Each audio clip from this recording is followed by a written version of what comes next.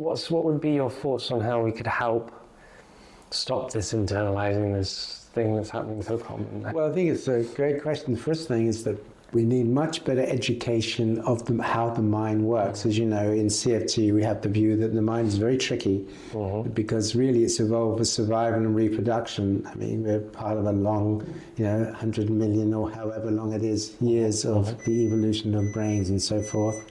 So it's very, very tricky, and therefore it has all of these potential problems within it that we need to be aware of. So that's the first thing, is to realize you have a brain that you never chose, you didn't design it, you didn't choose to experience anxiety or depression, and you don't train. All of the things that cause us pain, we don't train in. We don't wake up in the morning and think, you know what, I'm really happy, but I think I need a bit of depression, you know what I mean? I think I need to practice being depressed.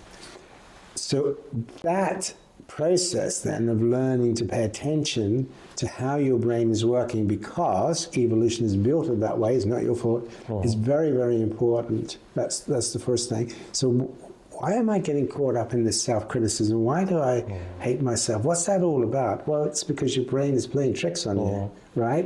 And if you can begin to understand how it's playing tricks on you, because it's caught up in this process of inhibiting your anger towards those that might hurt you and blaming yourself, because you have great needs or desires to be, seen as talented and attractive and all that stuff. So when those get frustrated, it makes you angry, or you feel you're a failure, or somebody's told you that. When you begin to understand, actually, none of that's your fault, actually. You never chose any of that. That's not your fault at all. So it's standing back from it, and also recognizing that one of the problems with self-criticism is not just what you say, it's the way you say it, right? It's the hostility, okay? So when we work with some clients who are self-critical, who think that they are unlovable or stupid, I mean, they can be vicious, They don't just call themselves an idiot. They say, you fucking idiot, you're fucked up again.